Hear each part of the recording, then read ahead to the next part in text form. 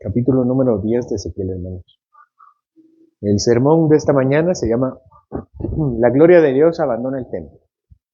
Ezequiel continúa en esa visión del templo. Su cuerpo está en Babilonia, pero su conciencia ha sido transportada al templo de Jerusalén. Aquí ha visto 4 tipos de seres, ha visto 4 tipos de abominaciones y de idolatrías que Dios presenta como evidencias delante del profeta para ejecutar su juicio en contra de Israel. Israel ha abandonado a Dios y en esta ocasión Dios los abandonará a ellos. Después de ver la última abominación, el Señor invoca a 6 espíritus, a 6 seres espirituales, los cuales llevan armas para salir desde el templo hasta la ciudad y aniquilar a todos sus moradores. De entre ellos, de entre estos 6 hombres o estos seres, hay un ser celestial que se dice que está vestido de lino y lleva un tintero. Este saldrá primero para marcar a todos aquellos que nunca se entregaron a la idolatría y que al contrario, como dice nuestro texto, les dolía la idolatría y la condición espiritual de su pueblo. Al final del capítulo 9, al ser que marcó a los israelitas, el ser que marcó a los israelitas piadosos regresa con la noticia de que ya había hecho su labor.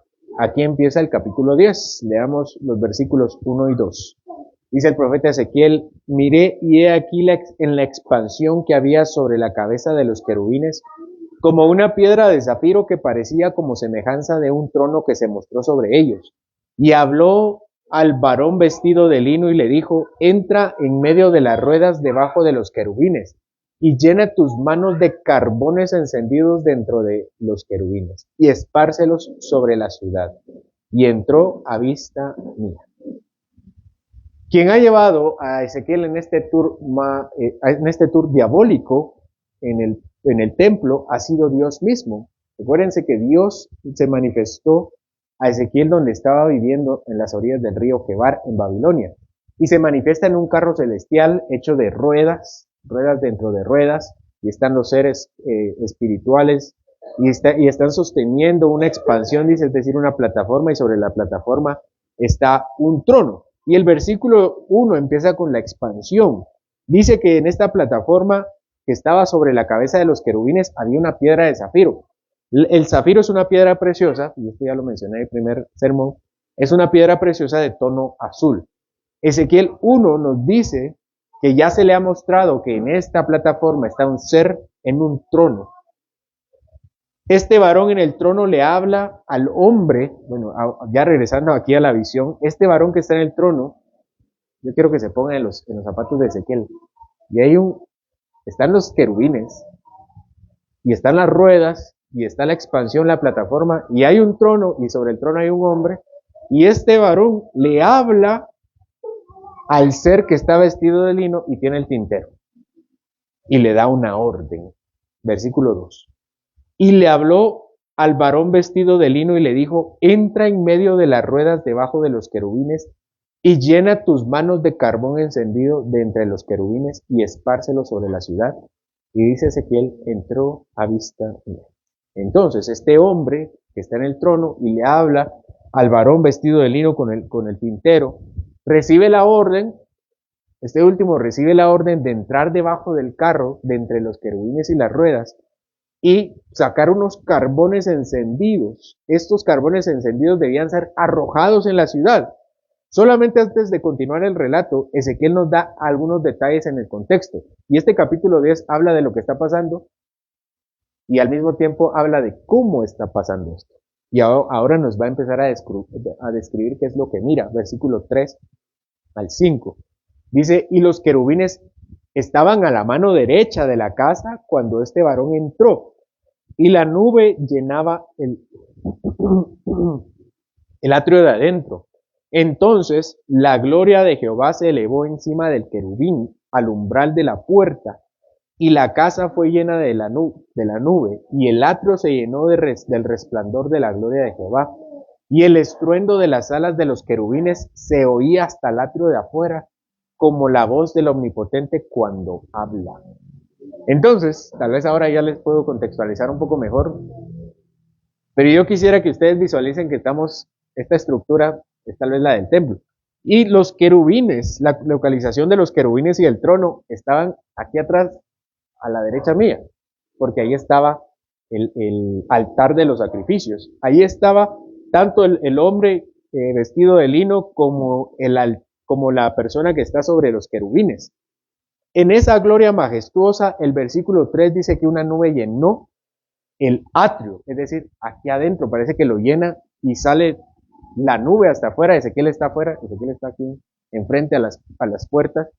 Digamos que enfrente, abajo, están los ancianos adorando, no hacia el templo, como Salomón alguna vez dijo, adoren hacia el templo porque ahí está la presencia del Señor, sino que les estaba dando la espalda a los 25 ancianos y estaba adorando al sol. Y aquí están los querubines y está la presencia del Señor, y esa presencia del Señor llena todo. El altar, recuérdense que no estaba dentro del templo, estaba afuera. Y allí afuera es donde la nube llenó todo. Es decir, todo el patio fue lleno, todo. Donde estaba la idolatría, donde estaban los ancianos, todo fue lleno. De repente, el trono del Señor dice que se mueve hacia el edificio del templo, al umbral. ¿Qué es el umbral, hermano? El umbral es la entrada del edificio. Eso es un umbral. Hoy sí, aparte de llenar el atrio, dice que también llena la casa. Y es que la casa del Señor, el templo como tal, se había vaciado. Y ahora vuelve a llenarse. Y además Ezequiel lo describe como un resplandor. Recuerden que la primera vez que Ezequiel vio a Dios lo describe como bronce refulgente, es decir, bronce que se está quemando en el fuego. Probablemente es el mismo resplandor. Por último, en la descripción de lo que sucede, habla de los querubines. Las alas de estos se oían hasta el atrio de afuera. Es decir, que los querubines estaban aquí en el umbral junto con el trono y se oía hasta el atrio de afuera. ¿Cuál es el atrio de afuera? Bueno, tal vez un poco acerca de la descripción del templo. A veces en la Biblia se le menciona al templo como todo el complejo del templo y a veces solamente se le menciona como la casa. En la casa solo estaba el lugar santo y el lugar santísimo, pero a veces se le menciona que todo es el templo. Afuera del templo está el atrio o el lugar de los sacerdotes. Solo los sacerdotes podían entrar. De este lado estaría afuera el altar y de este lado hay unas basas, hay unas como manantiales, unos tazones. Después había una pared y una puerta que daban al siguiente atrio, que era otro cuadrado así, donde era el atrio de los israelitas. Era el atrio de los varones de Israel y otro muro, y hay otro espacio que era el atrio de los gentiles, y los gentiles no podían entrar al atrio de los israelitas, y los israelitas no podían entrar al atrio de los sacerdotes. Eso es en el templo de Salomón. En el segundo templo, y este es el templo de Salomón, en este estamos. Yo no sé si ustedes recuerdan, pero en el Evangelio se habla del atrio de las mujeres. Y es que cuando destruyen el templo, y 70, 80 años después, 100 años, casi 100 años después, empieza la reconstrucción del templo y de todo el complejo del templo, se reconstruye de una forma diferente. El templo es un poco más pequeño, pero los atrios son más grandes. Y está el atrio de los sacerdotes, y afuera del atrio de los sacerdotes, el atrio de los varones israelitas, y después ponen el atrio de las mujeres, y después el atrio de los gentiles. En el templo de Salomón estaban todos los israelitas, pero por alguna razón en el siguiente templo se coloca de un lado los varones y en el atrio de afuera el atrio de las mujeres. Y dice que los querubines empiezan a aletear y se escucha como la voz del Dios omnipotente, que se escucha hasta el atrio de afuera, es decir, hasta el atrio de los gentiles, la gloria del Señor está en el umbral del templo, de la casa, y se escucha hasta afuera. Las alas tronaban como la voz del omnipotente, Ezequiel usa uno de los atributos más impactantes de Dios. El sonido suena con todo el poder, un ruido ensordecedor. En Éxodo 19, 16 al 19, en el monte Sinaí, Dios tronó y manifestó su presencia a todo el pueblo mientras entregaba los mandamientos. Y el Señor estaba en una montaña, y desde la montaña se escuchaban los truenos. El pueblo ni siquiera quiso acercarse de miedo. En 1 de Samuel, capítulo 7, versículos 10 al 12, Dios tronó contra los filisteos mientras Samuel hacía un sacrificio. Los israelitas iban a salir a la guerra y Samuel hace un sacrificio, Dios truena y los filisteos salieron temblando como gelatina. Apocalipsis 4, versículos 4 al 5, el Señor tronó delante de los 24 ancianos y de los 4 seres vivientes y de toda persona que estaba ahí, y todos se arrodillaron. Las alas de los querubines tronaron como Dios por el poder de Dios, definitivamente. Ya que nos ha descrito lo que Ezequiel está viviendo, vuelve a lo que está sucediendo. Versículos 6 al 8. Aconteció pues que al mandar al varón vestido de lino, diciendo, toma fuego de entre las ruedas, de entre los querubines, él entró y se paró entre las ruedas, y un querubín extendió su mano de en medio de los querubines al fuego que estaba entre ellos, y tomó de él y lo puso en las manos del que estaba vestido de lino, el cual lo tomó y salió, y apareció en los querubines la figura de una mano de hombre debajo de sus alas. Entonces el hombre que estaba vestido de lino con el tintero, el que había salido a marcar a los judíos piadosos, fue entre los querubines abajo de la gloria del Señor, y en lugar de entrar, dice que alguien le pone, saca su mano, seguramente un querubín, toma su mano y le pone los carbones en su mano. Y así los toma y salió a realizar lo que el Señor le había hecho, arrojar estos tizones sobre la ciudad. Dios no solo les quitaría la vida, porque ya les quitó la vida. Si ustedes recuerdan, antes que saliera el hombre vestido de lino, habían salido 6 varones celestiales con armas a matar a todos. Ya no había nadie.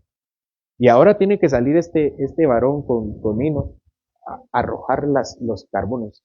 Esto significa que no solamente Dios le quitaría la vida a los israelitas, sino que también destruiría la ciudad para que no quedara ningún rastro de que hubo alguien ahí. Algunos siglos después, nuestro Salvador Jesucristo les diría a los judíos en Capernaum, que si en Sodoma y en Gomorra hubieran visto los milagros que hizo en Capernaum, hubieran creído. Pero como Capernaum vio los milagros y no se arrepintió, su castigo sería mucho peor que el castigo de Sodoma y Gomorra. ¿Qué sucedió en Sodoma y en Gomorra, hermanos? El Señor envió tizones de fuego gigantes y destruyó las 2 ciudades. Además, recordemos también cómo el profeta Elías hizo un sacrificio y para quemar el sacrificio vino fuego del cielo y consumió todo lo que había alrededor, incluyendo los sacerdotes de Baal. El Señor, el enviado del Señor, está ahora con los carbones de fuego encendidos como granadas, como misiles que consumirían Jerusalén. En la sección anterior, Ezequiel describe el escenario. Ahora empieza a describir nuevamente la gloria del Señor. Versículo 9 al 11. Y entré, y he aquí 4 ruedas junto a los querubines, junto a cada querubín una rueda, y el aspecto de las ruedas era como de crisólito.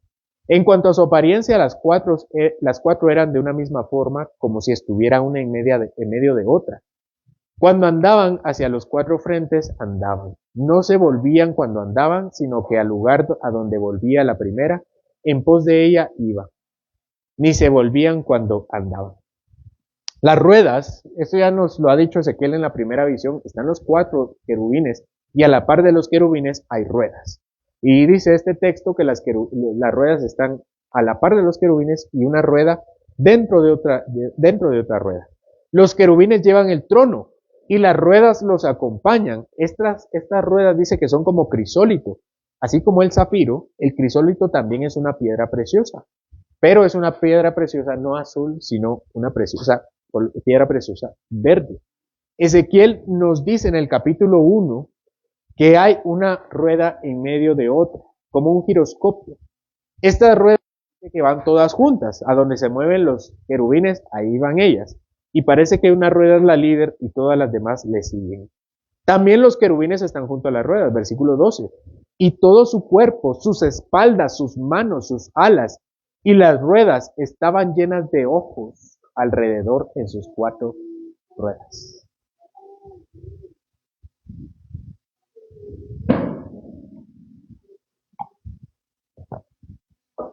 No solo no son angelitos.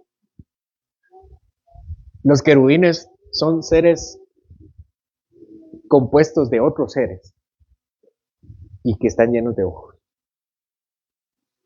Y no solo los querubines, sino también las ruedas están llenas de ojos.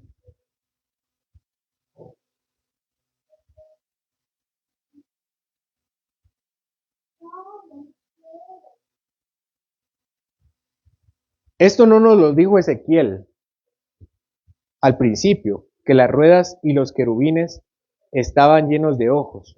Las ruedas estaban repletas de ojos.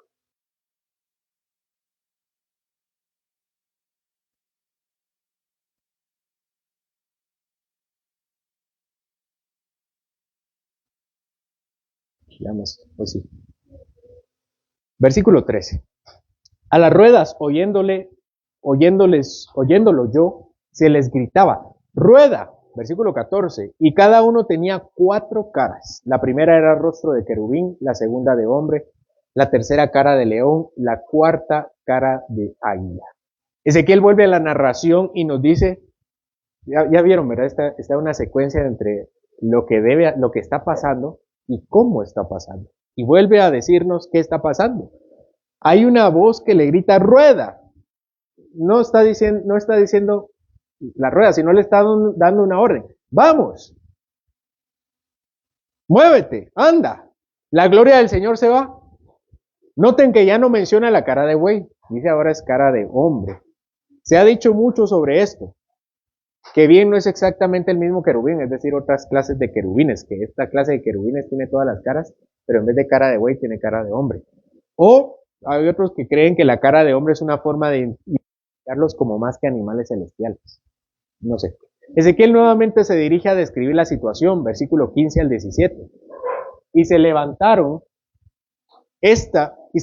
los querubines. Este es el ser viviente que vi en el río Quebar. Y cuando andaban los querubines, andaban las ruedas junto con ellos. Y cuando los querubines alzaban sus alas para levantarse de la tierra, las ruedas tampoco se apartaban de ellos. Cuando se paraban ellos, se paraban ellas. Y cuando ellos se alzaban con ellos, porque el espíritu de los seres vivientes estaban en ellas. El carro del Señor sigue con toda su armonía. El texto repite lo que ya hemos visto en el capítulo 1. Ezequiel mismo lo dice.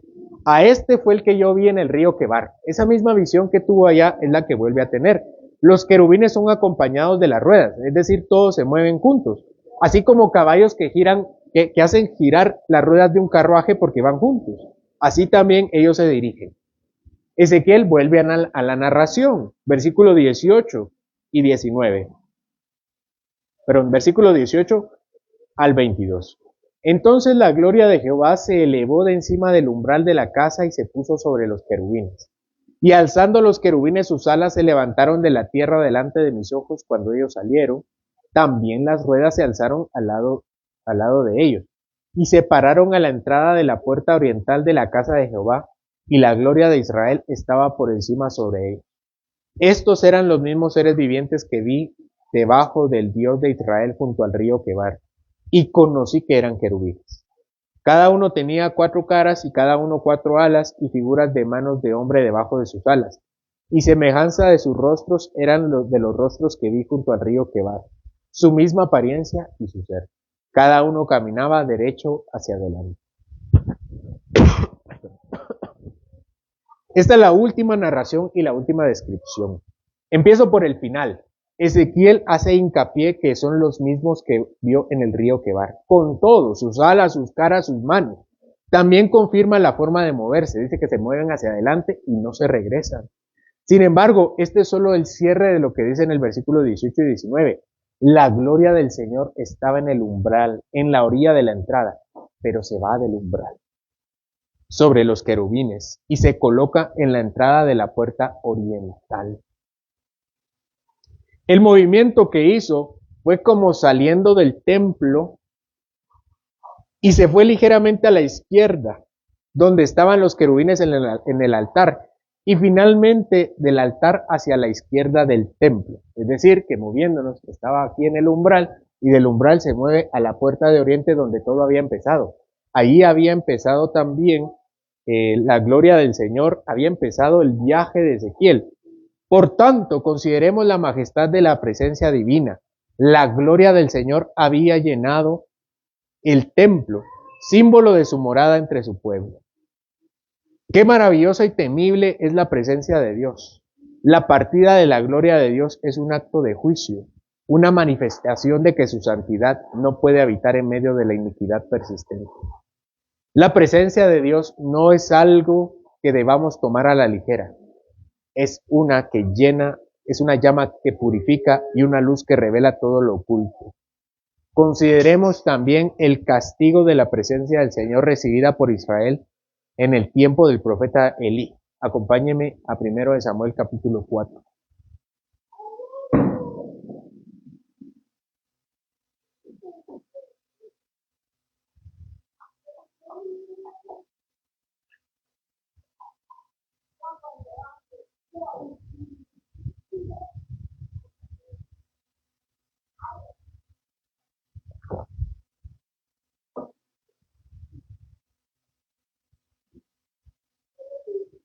Primero de Samuel capítulo 4 versículo 5. Aconteció que cuando el arca del pacto de Jehová llegó al campamento, todo Israel gritó con tan gran júbilo que la tierra tembló. Cuando los filisteos oyeron la voz de júbilo, dijeron: ¿qué voz de gran júbilo es esta en el campamento de los hebreos? Y supieron que el arca de Jehová había sido traída al campamento. Y los filisteos tuvieron miedo, porque decían: ha venido Dios al campamento. Y dijeron: ay de nosotros, pues antes de ahora no fue así. Ay de nosotros, ¿quién nos librará de la mano de estos dioses poderosos? Estos son los dioses que hirieron a Egipto con toda la plaga en el desierto. Esforzaos, oh filisteos, y sed hombres, para que no sirváis a los hebreos, como ellos os han servido a vosotros. Sed hombres y pelead. Pelearon pues los filisteos, e Israel fue vencido, y huyeron cada cual a sus tiendas. Y fue hecha grande mortandad, pues cayeron en Israel 30,000 hombres de a pie. Y el arca de Dios fue tomada, y muertos los dos hijos de Elí, Ofni y Finees. Y corriendo de la batalla, un hombre de Benjamín llegó el mismo día a Silo, rotos sus vestidos y tierra sobre su cabeza. Y cuando llegó, he aquí que Elí estaba sentado en una silla vigilando junto al camino, porque su corazón estaba temblando por causa del arca de Dios. Llegando pues aquel hombre a la ciudad y dadas las nuevas, toda la ciudad gritó. Cuando Elí oyó el estruendo de la gritería, dijo: ¿qué estruendo de alboroto es este? Y aquel hombre vino a prisa y dio las nuevas a Elí. Era ya Elí de edad de 98 años, y sus ojos se habían oscurecido, de modo que no podía ver. Dijo pues aquel hombre a Elí: yo vengo de la batalla, he escapado hoy del combate. Y Elí dijo: ¿qué ha acontecido, hijo mío? Y el mensajero respondió diciendo: Israel huyó delante de los filisteos, y también fue hecha gran mortandad en el pueblo, y también tus dos hijos, Ofni y Finees, fueron muertos, y el arca de Dios había sido tomada. Y aconteció que cuando él hizo mención del arca de Dios, Elí cayó hacia atrás de la silla al lado de la puerta y se desnucó y murió, porque era hombre viejo y pesado, y había juzgado a Israel 40 años. Y su nuera, la mujer de Finees, que estaba encinta, cercana al alumbramiento, oyendo el rumor que el arca de Dios había sido tomada y muertos, su suegro y su marido, se inclinó y dio a luz, porque le sobrevinieron sus dolores de repente. Y al tiempo que moría, le decían las que estaban junto a ella: no tengas temor, porque has dado a luz un hijo. Mas ella no respondió ni se dio por entendida. Y llamó al niño Icabod, diciendo: traspasada es la gloria de Israel, por haber sido tomada el arca de Dios, y por la muerte de su suegro y de su marido. Dijo pues, traspasada es la gloria de Israel, porque ha sido tomada el arca de Dios. La mayoría piensan que el peor castigo que el Señor pueda dar a su pueblo son las pruebas o dificultades. Ciertamente las pruebas y dificultades de la vida pueden ser debido al castigo. Los problemas económicos, de salud, los problemas familiares, etcétera. Todos pueden ser consecuencias inmediatas de nuestros pecados. No obstante, lo peor que el Señor pueda dar a las personas es que quite su gloria en medio de su pueblo. Y acabó. El Señor se ha ido de Israel y se puede retirar en medio de su pueblo. La retirada de la gloria de Dios del pueblo de Israel representa el peor castigo divino, una señal de juicio que va más allá que cualquier calamidad física o adversidad material. Cuando la gloria del Señor, que había sido símbolo de su presencia, de su santidad, de su favor, se aparta del templo, se revela un vacío devastador. Este acto es una manifestación de la santidad de Dios y de su intolerancia al pecado persistente y a la rebelión obstinada. La ausencia de la gloria divina no solo implica la pérdida de la guía y del consuelo divino, sino también la exposición a la vulnerabilidad y al caos. Sin la presencia de Dios, el pueblo queda desprotegido, espiritualmente desamparado y moralmente desorientado, enfrentando así las consecuencias más severas y más aterradoras. La separación de la comunión con el Creador, fuente de toda vida y bendición. Esta separación de la comunión con el Creador es una realidad espiritual que resuena profundamente en el corazón de cada ser humano, pues fuimos creados para vivir en la presencia de Dios y disfrutar de su compañía. La retirada de la gloria es, por tanto, un recordatorio severo de que la vida sin Dios es una existencia vacía, desprovista de propósito y sin ninguna dirección. Para el pueblo de Israel, esta retirada significaba perder la identidad que Dios les había dado, una identidad cimentada en su relación con Él como su Dios y ellos como su pueblo escogido. El templo, el lugar donde la gloria de Dios había habitado, ya no era el santuario de esperanza, sino un símbolo de juicio. Pero nada de esto, hermanos, se compara con lo que sufrió Cristo a causa de su pueblo. Con todo, Israel nunca se ha visto desamparado de la gloria del Señor como alguna vez lo estuvo nuestro Señor Jesucristo. Justamente en el mismo monte donde se encontraba el templo. Allí fue crucificado nuestro Señor, pero no en el templo, sino en la parte de atrás donde estaba el templo, en el ripio de Jerusalén. El templo espiritual de Dios se vio desprovisto de la gloria de Dios. Desde la perspectiva de Cristo, desamparado en la cruz, la retirada de la gloria de Dios del templo se encuentra el más profundo y doloroso momento de un hombre. En la cruz Jesús exclamó, Dios mío, ¿por qué me has desamparado? Este grito de abandono revela el momento en que Cristo experimenta la separación de la presencia de Dios, la presencia del Padre, debido a los pecados del mundo, enfrentando el juicio y el castigo que nosotros merecíamos. La gloria de Dios se aparta de él en ese momento y Jesús soporta todo el abandono, todo el peso del abandono divino. Esta experiencia de desamparo es el clímax de la obra redentora de Cristo, donde la justicia y el amor de Dios se encuentran. En su sufrimiento, Jesús no solo paga el precio de nuestro pecado, sino que al mismo tiempo somos reconciliados con Él. Y la gloria del Señor se acerca a nosotros. Y en la gloria del Señor se aleja de Cristo, pero viene a nosotros por causa de Él. Él recibe el juicio, pero nosotros recibimos la llenura del Espíritu Santo, ese mismo Espíritu que llenaba el templo. La retirada de la gloria del templo, simbolizando el juicio por el pecado, se cumple en la cruz, donde Cristo muere por los injustos, sufriendo ese mismo desamparo, para que nosotros podamos ser llevados a la gloria eterna con Dios.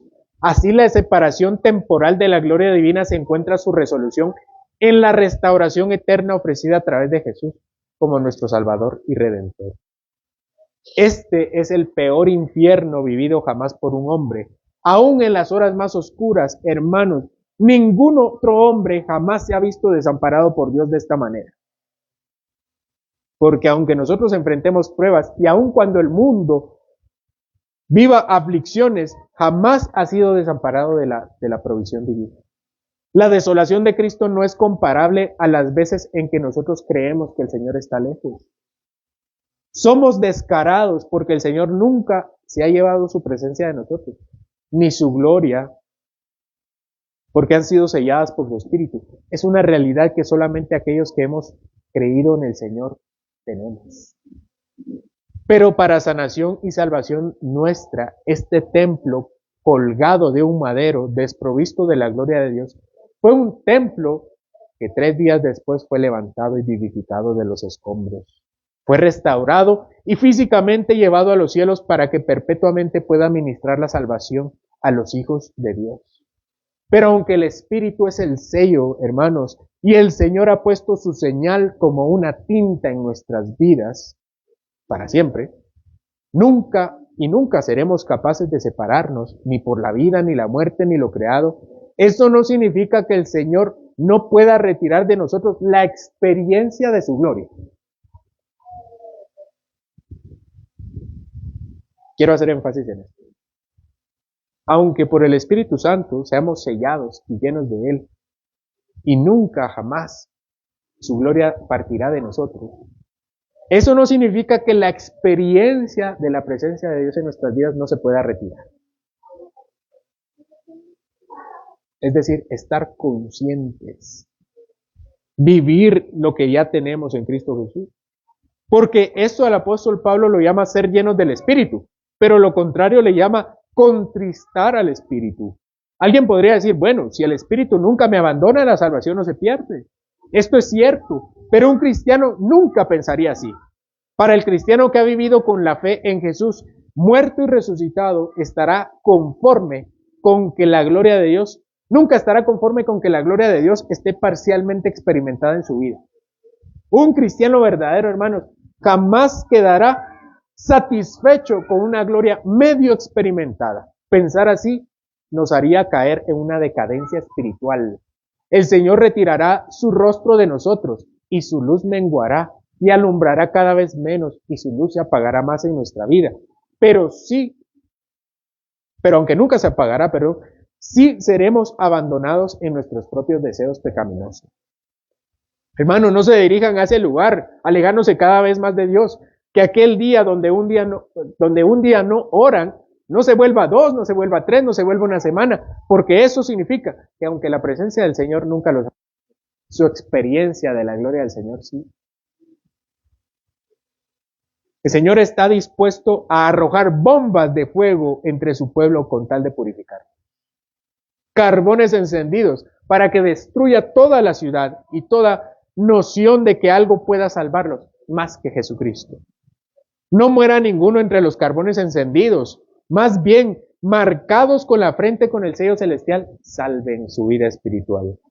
Hermanos, ¿qué desean para su vida? ¿Que la gloria de Dios sea experimentada parcialmente o que la plenitud del poder del Señor more en ustedes como la única forma admirable del ser de Dios? Como Tozer dice en The Crucified Life, la mayoría de cristianos están satisfechos de vivir toda su vida como cristianos comunes. Nunca experimentarán las riquezas de lo que quiere verdaderamente decir ser cristianos, sin tener una profunda e insaciable hambre por las cosas de Dios. Tiene la cita. Y es que la mayoría de cristianos están conformes con ser un cristiano solamente de boca, viviendo diariamente como los demás, de modo que no pueden distinguir entre quién es cristiano y quién no es, porque nunca tienen el deseo de la gloria del Señor. Si Ezequiel tuviera una visión acerca de caminar por nuestra vida, como caminó por el templo, ¿qué encontraría, hermanos, en su vida? ¿Qué hay en su templo? ¿Idolatría por el mundo? ¿O una fe que busca la gloria del Señor incrementando cada vez más? Contemplar a Cristo nos hace vivir así. ¿Qué hay en su vida, hermanos? Hay una decadencia espiritual donde el Señor se manifiesta y llena el atrio de sus vidas. ¿O es un Señor que se está alejando cada vez más? Contemplar a Cristo nos hará vivir así. Ver que Él vivió y sufrió. Y de Él se apartó la presencia de Dios para que venga a morar en nosotros. Si los seres del Señor nos encontraran, aquellos seres con armas nos encontraran, si los seres del Señor salieran, los seres con armas o los seres, el ser vestido de lino, ¿quién se acercaría a nosotros? ¿Los que vienen con armas o el que viene con el tintero? ¿Los 6 verdugos con la espada o el hombre de lino con la tinta de Cristo? Oremos, Señor. En esta visión de la gloria de tuya, Señor, por medio de tu Espíritu que ha llenado todo, vemos cómo Israel ha sufrido el peor castigo, que es que tú lo abandones, que abandones tu gloria en medio de ellos. Y aunque, Señor, nosotros confesamos que Jesucristo es Señor para gloria del Padre, y nuestra boca ha confesado el Evangelio, estamos seguros y felices, contentos, de que tu Espíritu mora para siempre en nosotros, y que ni la vida ni la muerte, ni los ángeles, ni los 6 seres espirituales podrán separarnos del amor que tenemos por Jesús y del amor que tú nos tienes en Él. Sin embargo, Señor, ayúdanos a que nuestra vida no venga en decadencia, de modo que esta gloria en nuestra vida, tu gloria en nuestra vida, sea menos experimentada cada vez más. Y si alguno de los que está aquí está en decadencia y ha empezado a ser un cristiano amargado contigo, aunque esté feliz con el mundo, te pido, Señor, que nos perdones, pero que estemos conscientes de que tú estás dispuesto a tirar carbones encendidos en nuestra vida con tal de purificar. Así que, Señor, yo te pido que nos ayudes a entender por las buenas, a cambiar nuestra vida a través de tu palabra y no a través del castigo. Pero esto, Señor, esto es un negocio redondo, Señor, que tú nos has dado. Dejar de vivir para nosotros, para vivir experimentando la gloria verdadera en Cristo Jesús. Gloria al Hijo, Señor, porque ha experimentado el abandono más grande que cualquier hombre pudo haber experimentado, para que nosotros podamos vivir hoy la llenura de tu Espíritu. Señor, te pido que nos bendigas a través de tu palabra. En el nombre de Jesús. Amén.